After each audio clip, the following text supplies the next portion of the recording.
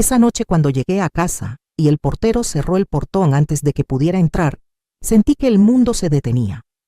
Don Miguel me miró con una seriedad que nunca le había visto en los 3 años que llevaba trabajando ahí. «Señora Carmen», me dijo en voz baja, «su exmarido ha estado vigilándola. No duerma aquí esta noche. Mañana va a entender todo». Mi corazón comenzó a latir tan fuerte que pensé que se me iba a salir del pecho. Las manos me temblaban mientras sostenía las llaves de mi auto. ¿Vigilándome? ¿Por qué? Habían pasado ya 8 meses desde el divorcio. ¿Qué más podía querer de mí después de haberme dejado por una mujer 20 años menor? Don Miguel sacó su celular y me mostró algo que me heló la sangre. Eran fotografías mías, entrando y saliendo del edificio, en el supermercado, en la peluquería, en la casa de mi hermana, todas tomadas en las últimas semanas. ¿Quién tomó estas fotos?, le pregunté, sintiendo que las piernas me flaqueaban.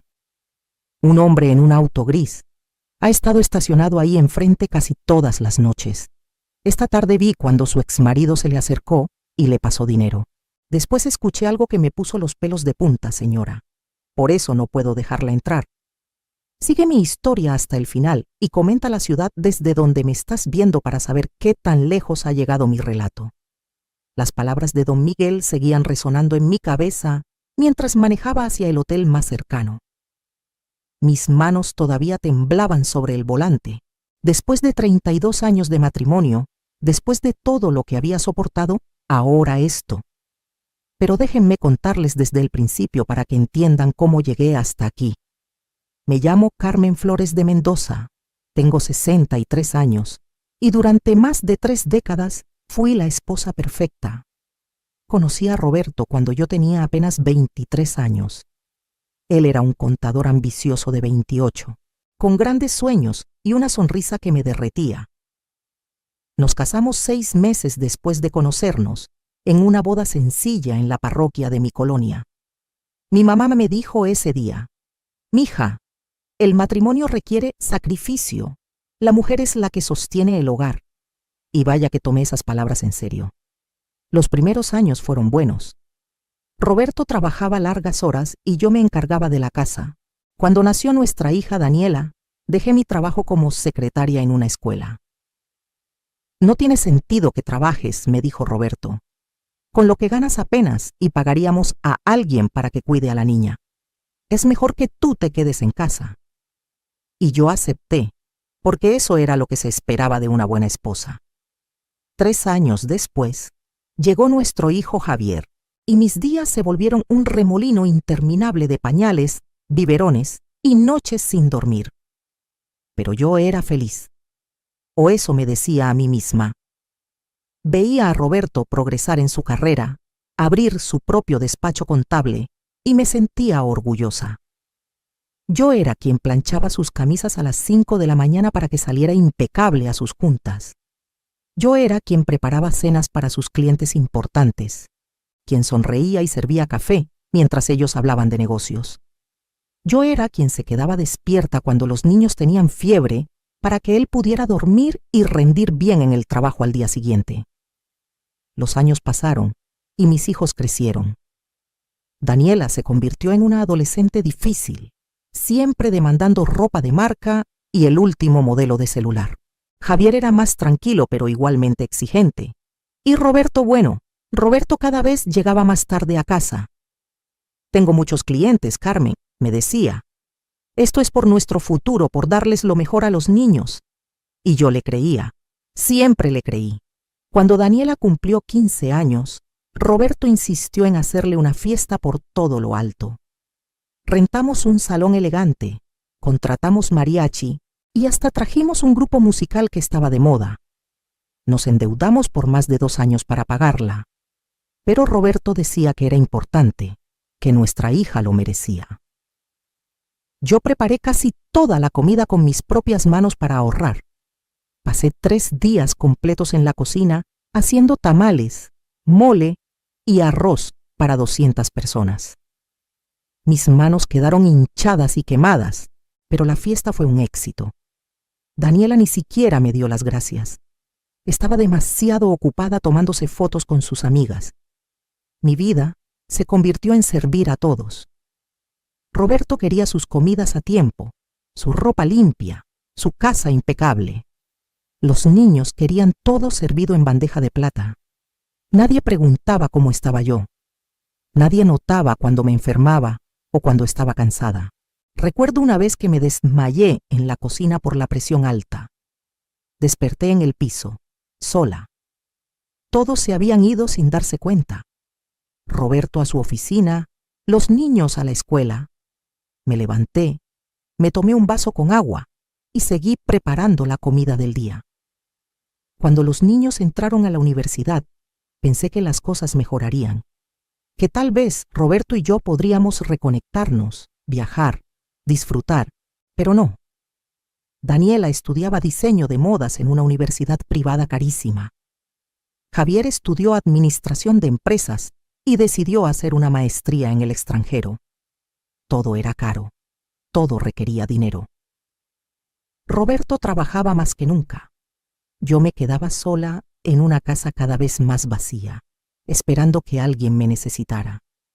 Mis amigas me decían que me veía cansada, que había envejecido mucho en poco tiempo. Yo me miraba al espejo y ya no reconocía a la muchacha alegre que fui alguna vez. Mis manos estaban ásperas de tanto lavar y limpiar. Mi espalda dolía de cargar las bolsas del súper sola, de trapear pisos, de hacer camas que nadie agradecía. Había subido de peso por el estrés y porque comía a deshoras, normalmente lo que sobraba en las ollas después de servir a todos. Pero seguía adelante, porque eso hace una buena esposa, una buena madre. Te sacrificas sin esperar nada a cambio. Roberto empezó a llegar cada vez más tarde. Primero eran las 9 de la noche, luego las 10, después la medianoche. Siempre con la misma excusa: trabajo, clientes, papeles que revisar. Su celular sonaba a todas horas y él salía al jardín para contestar. Es confidencial, Carmen. Asuntos de clientes, me decía. Yo asentía, tragándome las sospechas que empezaban a crecer en mi pecho como una mala hierba. Una noche encontré un arete en su auto, un arete pequeño, dorado, en forma de mariposa. Cuando le pregunté, él se enojó. Ahora resulta que me estás espiando. Debe ser de alguna clienta. Me dan aventones o los llevo a revisar documentos. No seas ridícula, Carmen. Me hizo sentir tonta, celosa, paranoica. Me disculpé yo con él. Así de bien me había entrenado para dudar de mí misma. Esa noche en el hotel, acostada en una cama que no era la mía, con el celular en la mano, le marqué a don Miguel. Necesito saber qué escuchó exactamente, le dije. Hubo un silencio largo del otro lado. Señora Carmen, escuché cuando su exmarido le dijo al tipo que la estaba siguiendo que necesitaba saber sus rutinas exactas, que necesitaba saber cuándo estaba sola, cuándo salía, con quién se veía, y luego dijo algo que me asustó mucho. Necesito asegurarme de que todo esté en orden para cuando llegue el momento. No sé qué significa eso, señora, pero no me gustó cómo sonó. El miedo me recorrió entera. ¿Cuál momento? ¿Qué estaba planeando Roberto? Ya me había quitado todo en el divorcio. Bueno, casi todo. La casa donde vivía ahora era mía. Había sido de mi mamá. Y ella me la heredó a mí solamente. Era lo único que Roberto no había podido tocar. ¿Acaso quería quitármela también? ¿O era algo peor? No pude dormir esa noche. Le di vueltas y vueltas a todo en mi cabeza. Tenía que entender cómo había llegado hasta este punto, vigilada como una criminal por el hombre con quien compartí más de 3 décadas de mi vida. El principio del fin comenzó hace 2 años. Roberto llegó una noche de viernes más temprano que de costumbre. Me encontró en la sala, viendo mi telenovela favorita, algo que solo podía hacer cuando estaba sola porque a él le parecía una pérdida de tiempo. Se sentó frente a mí con una expresión seria. Carmen, tenemos que hablar, dijo. Mi corazón se aceleró. Nada bueno comienza con esas palabras. He estado pensando mucho en nosotros, continuó sin mirarme a los ojos. Los niños ya están grandes, ya no nos necesitan. Tú y yo ya no tenemos nada en común. Creo que debemos tomar caminos separados. Así, sin más. 32 años resumidos en 3 frases frías. Me quedé paralizada. ¿Hay alguien más? Logré preguntar con un hilo de voz. Él se ofendió. Se puso de pie. ¿Ves? Siempre con tus inseguridades, con tus celos. No todo es sobre eso, Carmen. Simplemente ya no te amo. Ya no siento nada. Me has dejado de atraer hace años. Sus palabras fueron como cuchillos enterrándose en mi pecho. Me culpaba a mí, que había dedicado mi vida entera a hacerlo feliz. A mí, que me había olvidado de quién era para hacer lo que él necesitaba. Me fui a la recámara llorando, sintiendo que el mundo se me caía encima. Él se quedó en la sala, tranquilo, como si acabara de comentar el clima. A la mañana siguiente, me levanté con los ojos hinchados pero decidida a luchar por mi matrimonio. Preparé su desayuno favorito, me arreglé lo mejor que pude y cuando bajó le supliqué que reconsiderara. Podemos ir a terapia, Roberto, podemos intentarlo. No tires a la basura todos estos años. Él suspiró como si yo fuera una niña molesta. Ya está decidido, Carmen, ya hablé con un abogado. Voy a ser justo contigo. No te preocupes.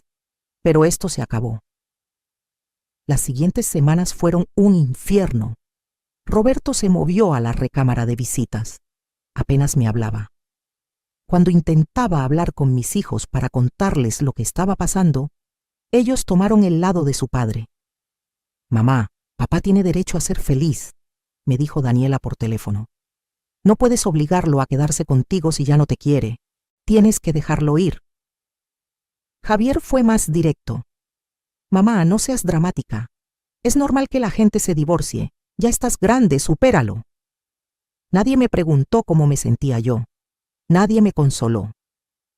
Un mes después, Roberto llegó con los papeles del divorcio. Su abogado había sido muy generoso, según él. Me daría una pensión mensual de 4,000 pesos. 4,000 pesos después de 32 años de matrimonio, de haber sacrificado mi carrera, mi juventud, mi identidad. La casa donde vivíamos, que habíamos pagado juntos durante 20 años, sería para él. Los ahorros se dividirían, pero resultó que no había muchos ahorros. Roberto había usado casi todo para los gastos de los niños, según decía.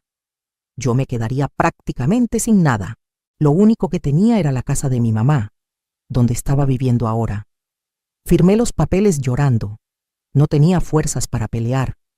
No tenía dinero para un abogado mejor. Me sentía vieja, cansada, derrotada. Roberto se veía aliviado, casi feliz. Vas a ver qué es lo mejor para los dos, Carmen, me dijo mientras guardaba los papeles. Ahora ambos podemos empezar de nuevo. Empezar de nuevo. Yo tenía 61 años, sin trabajo, sin ahorros, sin nada más que una casa vieja y recuerdos amargos. 2 semanas después del divorcio, vi las fotos en Facebook. Roberto con una mujer joven, guapa, de unos 40 años. Abrazados, sonrientes, en un restaurante elegante. Mi amiga Lucía fue quien me las envió. Lo siento mucho, Carmen. Pensé que debías saberlo. Las fotos tenían fecha de 3 meses atrás. 3 meses. Roberto ya estaba con ella desde antes del divorcio. Todas sus mentiras, todo su discurso de que no había nadie más, todo era falso. Investigué un poco, con la ayuda de Lucía, que sabe moverse en las redes sociales mejor que yo. La mujer se llamaba Verónica. Era gerente de ventas en una empresa donde Roberto llevaba la contabilidad. Nunca había estado casada, no tenía hijos, y por sus fotos se veía que llevaba una vida muy diferente a la mía. Gimnasio, viajes, restaurantes caros, ropa de marca. Todo lo que yo nunca tuve porque siempre puse a mi familia primero. Me hundí en una depresión profunda. Había días que no quería levantarme de la cama. No veía sentido a nada. Mis hijos apenas me llamaban, siempre ocupados con sus propias vidas. Cuando les conté sobre Verónica, Daniela me dijo: «Ay, mamá, Supéralo ya. Papá está feliz. ¿No quieres que sea feliz? Sentí que me ahogaba. ¿Quién preguntaba si yo era feliz? ¿Quién se preocupaba por mí? Fueron mis amigas quienes me salvaron. Lucía, Rosa y Patricia, mis amigas desde la secundaria. Ellas venían a visitarme, me sacaban a caminar, me obligaban a comer. Carmen, me dijo Rosa un día, tienes que reaccionar, sé que duele, pero no puedes quedarte así. Tienes que salir, hacer cosas, vivir tu vida. Tenía razón, pero era más fácil decirlo que hacerlo. Poco a poco empecé a salir más. Iba al mercado, a la iglesia, a tomar café con mis amigas. Empecé a arreglarme un poco más, a preocuparme por mí misma. Me corté el cabello, me compré ropa nueva con la pensión que Roberto me daba. No era mucho, pero era mío. Por primera vez en décadas estaba tomando decisiones solo para mí. También empecé a llegar más tarde a casa. Antes siempre estaba encerrada desde que oscurecía, por costumbre, porque así había vivido siempre. Pero ahora me quedaba platicando con mis amigas hasta las 9 o 10 de la noche. A veces íbamos al cine o a cenar algo sencillo. Don Miguel, el portero, siempre me recibía con una sonrisa. Yo le daba propina extra porque era amable, porque me preguntaba cómo estaba, porque era uno de los pocos hombres que me trataba con respeto. Fue don Miguel quien empezó a notar cosas extrañas. Señora Carmen, me dijo una tarde, ¿usted conoce a alguien que maneje un auto gris? Lo he visto estacionado ahí enfrente varias veces. Yo le dije que no, que probablemente era visita de algún vecino. No le di importancia. Pero don Miguel es observador. Siguió viendo ese auto y empezó a anotar las placas, las horas. Eso fue lo que me salvó. La noche que don Miguel me cerró el portón, él ya llevaba días documentando todo. Fotos del auto, fotos del hombre que me seguía y, lo más importante, el video donde se ve claramente a Roberto entregándole dinero a ese hombre. Don Miguel es de los de antes, de los que cuidan a sus vecinos, y él sabía que algo malo se estaba cocinando. En el hotel esa noche, tomé una decisión. No iba a quedarme de brazos cruzados. Necesitaba saber qué estaba tramando Roberto. A la mañana siguiente, llamé a un abogado que me recomendó Lucía. El licenciado Vargas era un hombre mayor, de unos 70 años, con mucha experiencia. Cuando le conté mi situación y le mostré las fotos y videos que don Miguel me había enviado, su expresión se puso seria. Señora Carmen, esto es acoso. Es ilegal que su exesposo la mande seguir. Podemos levantar una denuncia, me dijo. Pero primero necesitamos entender qué está buscando él. ¿Tiene usted algo de valor que él pudiera querer? ¿Propiedades? ¿Dinero? ¿Algo? Le conté de la casa de mi mamá, la única propiedad que tenía a mi nombre. El licenciado asintió pensativo. Es posible que quiera encontrar la manera de quitársela, o peor, podría estar buscando evidencia para acusarla de algo y quedarse con esa casa. ¿Usted tiene todos sus documentos en orden? Esa pregunta me puso a pensar. Fui a casa al día siguiente temprano, cuando sabía que no habría nadie vigilando. Revisé todos mis papeles. La escritura de la casa estaba a mi nombre, eso era seguro. Pero encontré algo más. Entre los documentos viejos de mi mamá, había un sobre que nunca había abierto. Decía, para Carmen, abrir solo en caso de emergencia. Mi mamá había fallecido 5 años atrás, y yo nunca había visto ese sobre porque estaba en una caja con muchos papeles que no había tenido tiempo de revisar. Lo abrí con manos temblorosas. Adentro había documentos de una cuenta bancaria en Panamá. Mi mamá, que yo creía que apenas tenía para sobrevivir, había estado ahorrando durante años. Trabajó como costurera toda su vida, haciendo vestidos de novia y de quinceañera para las familias ricas del rumbo. Aparentemente cobraba mucho más de lo que yo pensaba, y había guardado ese dinero en secreto. La cuenta tenía más de $200,000. Casi me desmayo cuando vi la cifra. Había una carta también, escrita con la letra temblorosa de mi mamá. Mija querida, si estás leyendo esto es porque ya no estoy contigo. Este dinero es para ti, solo para ti.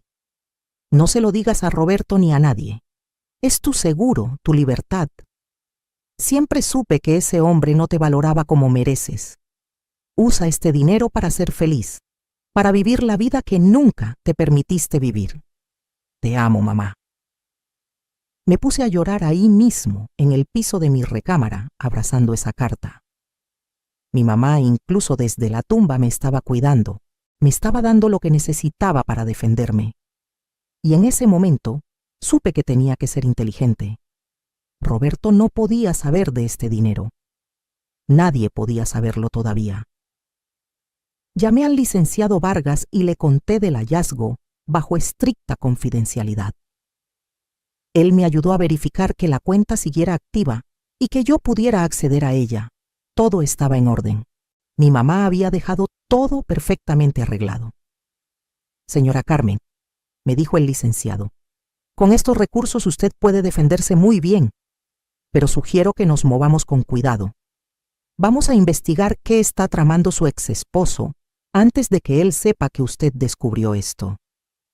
Contraté a un investigador privado. Con el dinero de mi mamá podía pagarlo sin problemas.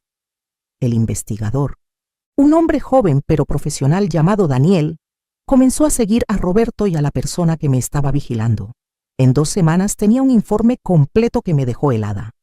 Roberto y Verónica se querían casar, pero Verónica venía de una familia conservadora y católica, y no quería casarse con un hombre divorciado que dejó a su esposa casi en la calle. Eso dañaba su reputación. Entonces Roberto había inventado una estrategia. Quería demostrar que yo era una mujer de moral dudosa, que salía a altas horas de la noche, que tal vez tenía amantes.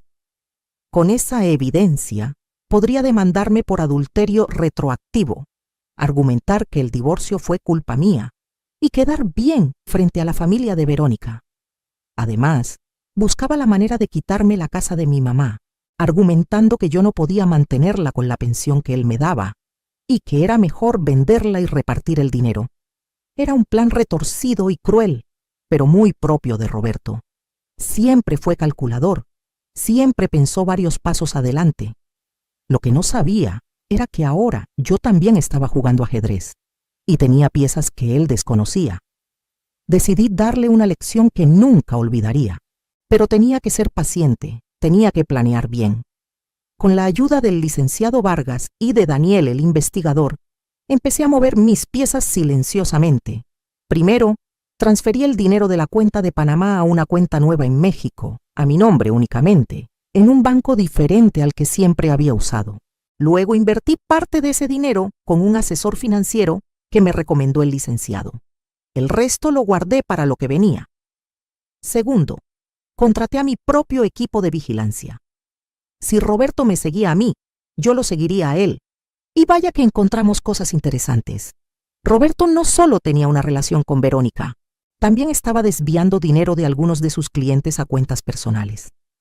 No eran cantidades enormes, pero era suficiente para meterlo en problemas serios. Daniel documentó todo con fotos, videos, estados de cuenta que obtuvo de manera legal a través de contactos que tenía. Tercero, empecé a actuar como la víctima perfecta. Seguí con mi vida normal, saliendo con mis amigas, llegando tarde, dándole a Roberto exactamente lo que él quería ver. Pero ahora yo sabía que me estaban vigilando. Entonces me aseguraba de que todo lo que hiciera fuera completamente inocente. Fotos con mis amigas en restaurantes, en el cine, en la iglesia, en el centro comercial. Todo documentado. Si Roberto quería evidencia, yo le daría evidencia, pero de que yo era una mujer decente viviendo su vida en paz. Mientras tanto, seguí fingiendo que era la misma Carmen de siempre cuando hablaba con mis hijos. Daniela me llamaba ocasionalmente para pedirme dinero. «Mamá, necesito 3,000 pesos para un curso que quiero tomar», me decía. Antes le hubiera dicho que no tenía, que la pensión apenas me alcanzaba. Pero ahora le daba el dinero sin chistar. Quería que todos pensaran que yo seguía siendo la misma, débil, sin recursos, dependiente. Javier fue más difícil de manejar. Él me llamó un día muy enojado. Mamá, papá me dijo que has estado comportándote de manera muy rara, que sales mucho, que llegas tarde. ¿Qué está pasando contigo? ¿No te da vergüenza a tu edad? Me mordí la lengua para no gritarle todo lo que quería decirle. En lugar de eso, me hice la débil. Hijo, solo salgo con tus tías y con mis amigas. ¿Qué tiene de malo? Me siento muy sola aquí.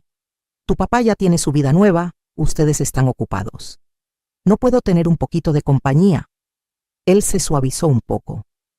Bueno, está bien, mamá, pero ten cuidado, la gente habla. La gente habla. Esas palabras me dolieron más de lo que Javier imaginaba. Toda mi vida me preocupé por lo que la gente decía, por mantener las apariencias, por ser la esposa perfecta, la madre abnegada. Y al final, ¿de qué sirvió?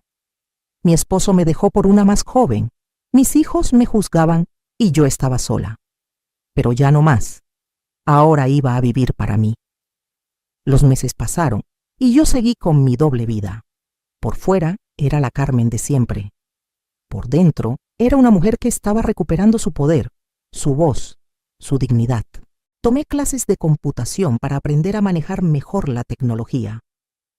Me metí a un club de lectura. Empecé a ir al gimnasio 3 veces por semana. No para verme mejor para nadie, sino para sentirme mejor conmigo misma. Por primera vez en décadas, estaba invirtiendo en mí.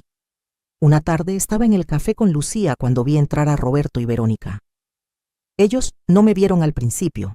Estaban sentados en una mesa del otro lado, muy acaramelados, tomados de la mano. Verónica traía un anillo enorme en el dedo.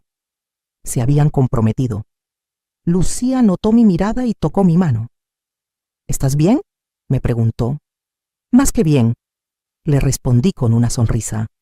Esto es perfecto, porque era perfecto. Roberto se sentía confiado, seguro de que todo iba según su plan. No sabía la sorpresa que le esperaba. Esa noche el licenciado Vargas me llamó. Señora Carmen, tenemos todo listo. ¿Está segura de que quiere proceder? Tomé aire profundo. Completamente segura, licenciado. Es hora de que Roberto aprenda que no puede jugar con la gente así. El plan era simple pero efectivo. Primero, presentaríamos una demanda contra Roberto por acoso y hostigamiento, con todas las pruebas de la vigilancia ilegal. Segundo, expondríamos el fraude que estaba cometiendo con sus clientes. Tercero, yo demandaría una revisión del divorcio, argumentando que había sido bajo presión y con información falsa, ya que Roberto ocultó bienes y su relación con Verónica durante el proceso. Pero yo quería algo más. Quería que Roberto sintiera lo que yo sentí. Quería que supiera lo que se siente ser humillado, ser dejado sin nada, ser traicionado. Entonces agregamos un cuarto elemento al plan. Contactamos a la familia de Verónica. Daniel, el investigador, fue quien se acercó al papá de Verónica, el señor Arturo Delgado, un empresario importante, muy tradicional y muy católico. Le mostró las evidencias del fraude de Roberto, de cómo había mentido sobre las circunstancias de su divorcio, de cómo estaba vigilándome ilegalmente. El señor Delgado quedó indignado. Este hombre le ha mentido a mi hija, nos dijo en una reunión que tuvimos en su oficina. Le hizo creer que su exesposa era una mala mujer, que él era la víctima. Y ahora resulta que es un delincuente. El señor Delgado era un hombre de principios. No iba a permitir que su hija se casara con alguien así, pero aceptó ayudarnos a darle una lección a Roberto. Organizamos un evento que quedaría en la historia. Verónica, con el corazón roto pero furiosa por las mentiras, accedió a cooperar. Organizó una cena de compromiso, invitando a toda su familia, a los amigos cercanos de Roberto e incluso a mis hijos. Daniela y Javier estaban felices de que su padre se fuera a casar. Finalmente la familia volvería a estar completa según ellos. Nunca les importó que yo quedara destrozada en el camino. La cena sería en un restaurante elegante del centro. Roberto estaba emocionadísimo. Finalmente iba a formalizar su relación frente a todos. Lo que no sabía era que esa noche su mundo se iba a derrumbar. Llegué al restaurante media hora antes que todos. Me arreglé como nunca antes. Gasté dinero de mis ahorros en un vestido elegante color azul marino. Me hice el cabello y el maquillaje en un salón de belleza. Bajé casi 10 kilos en esos meses de gimnasio y me sentía bien conmigo misma. Lucía, Rosa y Patricia llegaron conmigo para apoyo moral. «Te ves hermosa», me dijo Rosa. «Vas a brillar esta noche». El plan era que yo llegaría como invitada sorpresa de la familia Delgado. Verónica les había dicho a Roberto que su padre quería conocer a toda la familia, incluyendo a la exesposa, para cerrar círculos y empezar con el pie derecho. Roberto no podía negarse sin quedar mal, aunque por dentro estaba furioso. Daniela y Javier tampoco estaban contentos de que yo fuera, pero tenían que aceptarlo. Los invitados empezaron a llegar. Roberto entró con Verónica del brazo, sonriente, saludando a todos. Cuando me vio, su sonrisa se congeló. Yo le di una sonrisa dulce y un pequeño saludo con la mano. Él se acercó. «Carmen, ¿qué haces aquí?», me preguntó entre dientes. «El señor Delgado me invitó», respondí tranquila. Pensé que era un gesto muy amable de su parte, queriendo conocer a toda la familia de su futuro yerno. Daniela y Javier también me vieron con sorpresa y algo de molestia. «Mamá, ¿en serio tenías que venir?», me susurró Daniela. «Esto es incómodo. Tu abuelo de parte de Verónica me invitó personalmente, hija. Hubiera sido de mala educación rechazar la invitación», respondí con calma. La verdad es que me estaba divirtiendo viendo la incomodidad de todos. Nos sentamos a la mesa. Yo quedé estratégicamente colocada entre el señor Delgado y el licenciado Vargas, quien también había sido invitado como mi acompañante. Roberto estaba al otro lado de la mesa con Verónica, sudando a pesar del aire acondicionado. Podía ver que estaba nervioso, tratando de descifrar qué estaba pasando. La cena comenzó normal. Platillos elegantes, conversación superficial, brindis por la feliz pareja. Roberto empezó a relajarse, pensando que tal vez todo saldría bien. Entonces, cuando trajeron el postre, el señor Delgado se puso de pie y pidió la atención de todos. «Buenas noches a todos. Gracias por acompañarnos en esta cena especial», comenzó. «Como saben, mi hija Verónica y Roberto planeaban casarse pronto. Yo, como padre, quería asegurarme de que mi hija estuviera tomando la mejor decisión. Así que hice lo que cualquier padre responsable haría. Investigué a fondo al hombre que quiere casarse con mi niña». Roberto palideció. Verónica tomó su mano, pero él estaba paralizado. El señor Delgado continuó. «Y lo que descubrí me decepcionó profundamente. Roberto, tú le dijiste a mi hija que tu divorcio fue porque tu exesposa era una mujer problemática, que salía a altas horas, que prácticamente te abandonó. Le dijiste que fuiste generoso con ella en el divorcio, que le diste más de lo que merecía». Todos los ojos estaban sobre Roberto. Él intentó hablar, pero el señor Delgado levantó la mano.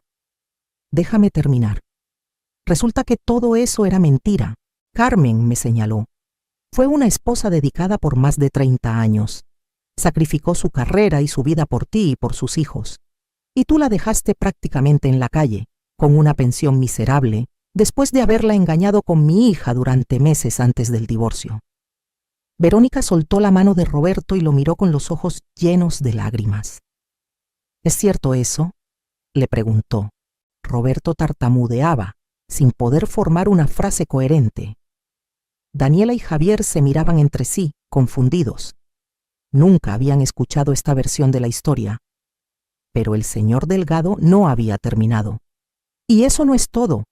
También descubrí que has estado vigilando ilegalmente a Carmen. La mandaste seguir, tomarle fotos, documentar sus movimientos. Todo para tratar de inventar evidencia de que ella era una mujer inmoral y así quedar bien frente a nosotros». Sacó un folder y empezó a mostrar las fotos y documentos que Daniel había recopilado. «Aquí está el hombre que contrataste, aquí está el video donde le pagas, aquí están las fotos que tomó de Carmen haciendo cosas completamente inocentes como ir a misa o tomar café con sus amigas». La sala quedó en completo silencio. Roberto intentó defenderse. Señor Delgado, esto es un malentendido. Yo solo quería. ¿Querías qué? Lo interrumpió el señor Delgado con voz firme. ¿Destruir la reputación de una mujer inocente? ¿Acosarla? Eso es un delito, Roberto. Un delito grave.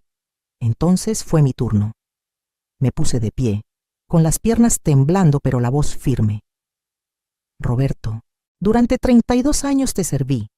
Lavé tu ropa, preparé tu comida, crié a tus hijos, sacrifiqué mis sueños por los tuyos. Y cuando ya no me necesitaste, me desechaste como si fuera basura. Me dejaste sin nada, me hiciste sentir que no valía nada, y luego, como si no fuera suficiente, planeaste destruir lo poco que me quedaba, mi dignidad y mi casa. Las lágrimas corrían por mi cara, pero no me detuve. Pensaste que era tonta, que era débil, que podías hacer lo que quisieras conmigo, pero te equivocaste. Saqué mis propios documentos y los puse sobre la mesa. Aquí tengo evidencia de que has estado desviando dinero de tus clientes, miles de pesos que has robado durante años.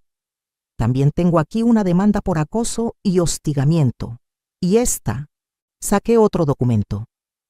Es una demanda para revisar nuestro divorcio, porque se realizó bajo presión y con información falsa. Roberto estaba blanco como papel.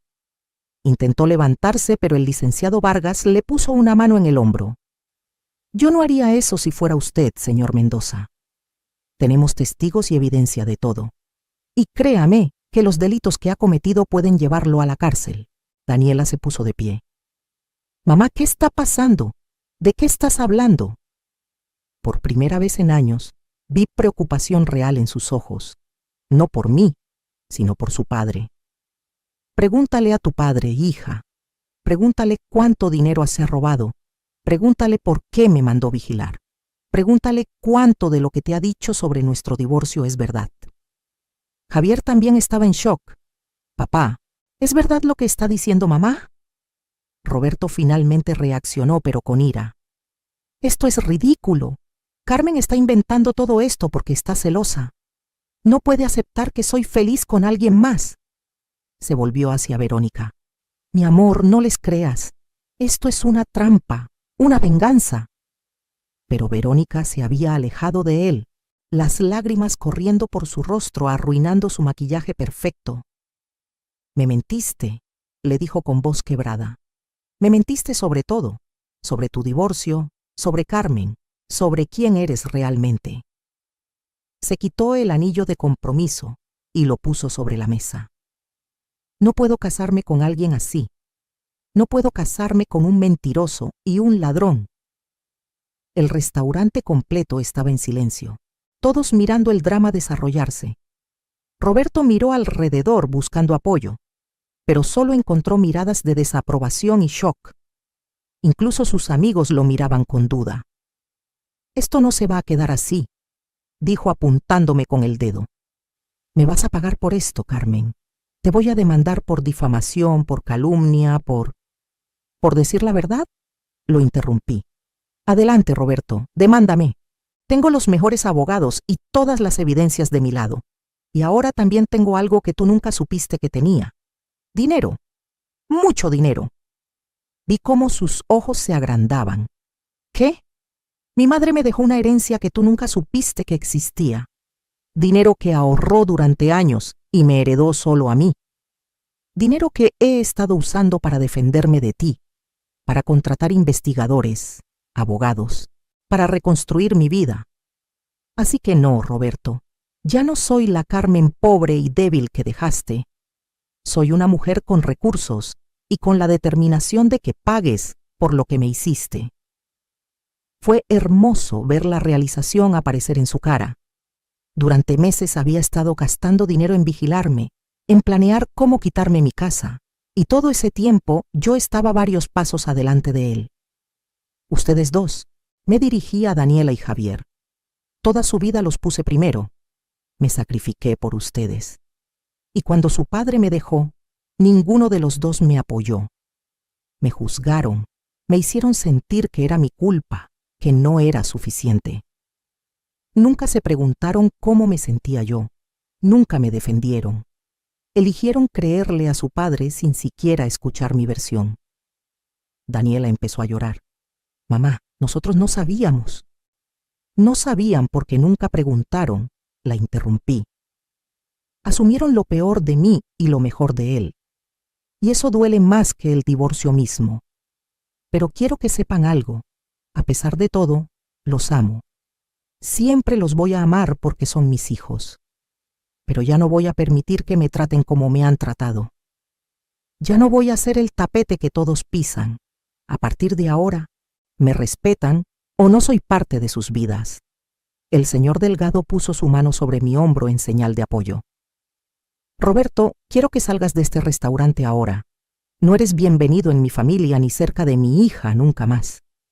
Y te sugiero que consigas un muy buen abogado, porque según lo que he visto, lo vas a necesitar. Roberto miró a Verónica una última vez, suplicante, pero ella volteó la cara. Miró a sus hijos, pero ambos estaban demasiado en shock para reaccionar. Finalmente me miró a mí, y por primera vez vi miedo real en sus ojos. Sin decir nada más, salió del restaurante caminando rápido, casi corriendo. El silencio que quedó fue roto por Verónica, quien se acercó a mí llorando. Señora Carmen, yo no sabía nada de esto, él me dijo. Me dijo que usted lo había abandonado, que era usted quien había encontrado a alguien más. Lo siento tanto. Nunca hubiera. Si hubiera sabido. La abracé. Ella también era una víctima de Roberto a su manera. Tranquila, hija. Tú tampoco sabías quién era realmente. Ahora lo sabes. Aprende de esto y busca a alguien que te valore de verdad. Mis amigas me rodearon, orgullosas y emocionadas. Lucía me susurró al oído. Eso fue increíble, Carmen. Estoy tan orgullosa de ti. Y yo también estaba orgullosa de mí misma. Por primera vez en mi vida me había defendido. Había peleado por mí. Había usado mi voz. Había reclamado mi dignidad. Daniela se me acercó tímidamente. Mamá, yo necesito hablar contigo. Necesito que me cuentes todo, la verdad. Cuando estés lista para escuchar de verdad, hija, ahí estaré, le respondí. Javier se mantenía alejado, procesando todo. Lo entendía.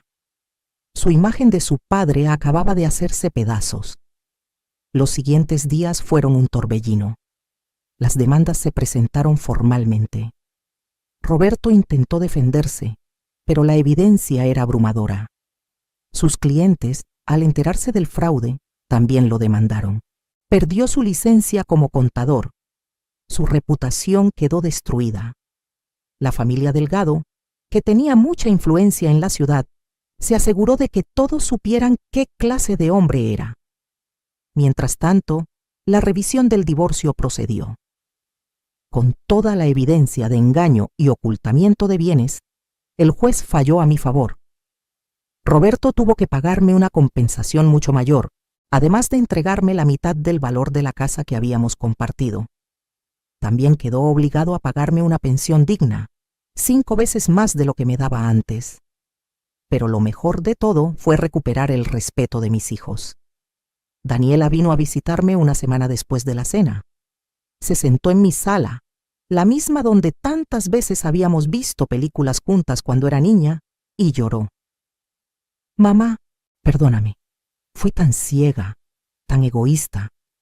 Papá siempre fue mi héroe y nunca vi todo lo que tú hacías por nosotros. Te dimos por hecho.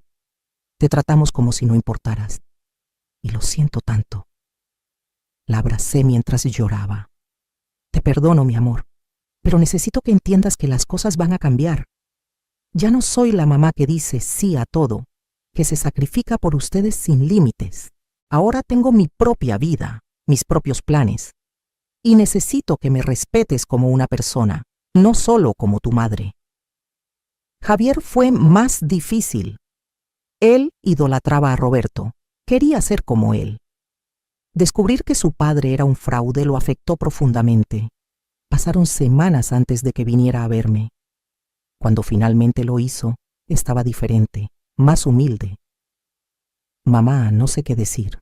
Estuve pensando en todas las veces que te juzgué, que tomé el lado de papá sin preguntarte cómo estabas tú. Fui un mal hijo. No fuiste un mal hijo, le dije tomando su mano. Solo fuiste un hijo que no veía toda la imagen. Ahora la ves. Lo que importa es qué haces con esa información. Poco a poco, nuestra relación empezó a sanar. No fue fácil ni rápido, pero por primera vez sentía que mis hijos me veían realmente. No solo como la mujer que los cuidaba, sino como una persona con sentimientos, necesidades y derechos. En cuanto a Roberto, las cosas no le fueron nada bien. Entre las demandas civiles y penales, quedó arruinado financieramente. Tuvo que vender la casa que tanto había peleado en el divorcio para pagar sus deudas legales. Algunos de sus clientes defraudados lograron que enfrentara cargos criminales. No fue a la cárcel, pero sí quedó con antecedentes penales y en libertad condicional. Su carrera estaba terminada. Lo vi una vez, meses después de todo, en el supermercado. Se veía demacrado, envejecido, derrotado. Empujaba un carrito con lo básico: frijoles, arroz, pan, nada de los cortes finos y vinos caros que solía comprar. Cuando me vio, bajó la mirada y se fue por otro pasillo. No sentí satisfacción al verlo así. No sentí nada en realidad. Ya no tenía poder sobre mí, ni sobre mis emociones. Con el dinero de mi mamá y la compensación del divorcio revisado, mi vida cambió completamente. Arreglé la casa de mi mamá, haciéndola exactamente como siempre había soñado. Colores alegres, plantas en todas partes, un jardín bonito. Contraté a una señora que viniera a ayudarme con la limpieza 2 veces por semana, no porque no pudiera hacerlo yo, sino porque decidí que mi tiempo era valioso para otras cosas. Me metí a clases de pintura, algo que siempre quise hacer pero nunca tuve tiempo. Resulta que no era mala pintora. Mis cuadros empezaron a decorar mi casa y luego los de mis amigas. Hasta vendí algunos en una exposición local. También empecé a viajar. Primero, viajes cortos, a la playa con mis amigas, a Puebla a visitar a mi prima. Luego, viajes más largos. Fui a Perú a conocer Machu Picchu, algo que siempre estuvo en mi lista, pero que Roberto siempre decía que era muy caro o muy cansado. Lloré de emoción cuando estuve ahí arriba, mirando esas ruinas increíbles, sintiendo que finalmente estaba viviendo. Conocí a gente nueva, hice nuevas amistades. En mi clase de pintura conocí a otras mujeres de mi edad con historias similares. Formamos un grupo de apoyo informal, juntándonos cada semana a tomar café y compartir nuestras experiencias. Nos llamábamos en broma las Fénix, porque todas habíamos renacido de nuestras cenizas. También empecé a ser voluntaria en un refugio para mujeres víctimas de violencia doméstica. Quería ayudar a otras mujeres que estaban pasando por lo que yo pasé, mostrarles que sí hay salida, que sí hay vida después del abuso y la traición. Les compartía mi historia y veía en sus ojos la misma chispa de esperanza que yo sentí cuando decidí defenderme. Un día, casi un año después de la famosa cena, estaba pintando en mi jardín cuando tocaron el timbre. Era Verónica. Se veía diferente, más madura, más seria. «Señora Carmen», me dijo, «espero no molestarla. Solo quería venir de agradecerle». La invité a pasar y le serví un té helado que acababa de hacer. Nos sentamos en el jardín bajo la sombra de mi bugambilia. «¿Gracias por qué, hija?», le pregunté. «Por salvarme de cometer el peor error de mi vida», respondió. «Si no hubiera sido por usted y por mi papá, me habría casado con Roberto. Habría desperdiciado años de mi vida con un hombre que no valía la pena. Usted no tenía que hacer lo que hizo. Pudo solo defenderse y ya. Pero se tomó el tiempo de abrir mis ojos también». Le sonreí. «Tú tampoco tenías la culpa de nada, Verónica. Roberto es muy bueno manipulando, engañando. Yo también le creí durante 32 años. Me alegra que hayas salido de eso antes de que fuera demasiado tarde». Nos quedamos conversando un rato. Me contó que había conocido a alguien nuevo, un hombre bueno que la trataba con respeto. Esta vez voy más despacio, me dijo. Esta vez voy a conocerlo de verdad antes de comprometerme. Cuando se fue, me quedé pensando en lo extraño que es la vida. Hace un año, esta mujer era mi enemiga, en mi mente, la que me había robado a mi esposo. Ahora entendía que ella no robó nada. Roberto ya se había ido emocionalmente mucho antes de conocerla, y ella era solo otra víctima de sus mentiras. Mis hijos y yo también encontramos un nuevo equilibrio. Daniela venía a visitarme seguido, a veces solo para platicar, a veces para pedirme consejo, ya no sobre dinero, sino sobre la vida, sobre sus relaciones, sobre sus sueños. Me contó que había terminado con su novio porque se dio cuenta de que la trataba como Roberto me trataba a mí. No quiero repetir tu historia, mamá, me dijo. Quiero un hombre que me valore de verdad. Javier trajo a su novia a conocerme, una chica dulce llamada Andrea. Durante la cena, noté cómo Javier le preguntaba su opinión sobre todo, cómo la escuchaba, cómo la trataba como una igual. Después, cuando Andrea fue al baño, Javier me dijo: estoy tratando de ser diferente a papá, mamá. Quiero ser el tipo de hombre que tú merecías tener. En mi cumpleaños número 64, mis hijos me organizaron una fiesta sorpresa. Invitaron a todas mis amigas, a mi familia, incluso a algunas de las mujeres del refugio, donde hago voluntariado. Había globos, pastel, música. Daniela dio un discurso que me hizo llorar. Mi mamá nos enseñó con su ejemplo lo que significa ser fuerte. No la fuerza de gritar o pelear, sino la fuerza de levantarte cuando te han tumbado, de defenderte cuando te han lastimado, de perdonar pero no olvidar. Mamá, gracias por mostrarnos que nunca es tarde para reclamar tu vida. Javier agregó: y gracias por perdonarnos por haber sido tan ciegos. Te prometo que el resto de mi vida voy a honrar tu sacrificio siendo el mejor hombre que pueda ser. Lloré de felicidad, rodeada de las personas que realmente me amaban, celebrando no solo un año más de vida, sino una vida completamente nueva. Ahora, cuando me miro al espejo, veo a una mujer diferente a la que era hace 2 años. Tengo más arrugas, sí, y más canas. Pero también tengo una luz en los ojos que había perdido hace mucho tiempo. Tengo paz, tengo propósito, tengo dignidad. Me veo y me gusto. Ya no me veo a través de los ojos de Roberto, preguntándome si soy suficiente. Sé que soy suficiente. Sé que siempre lo fui. Convertí el cuarto que era de Javier en mi estudio de arte.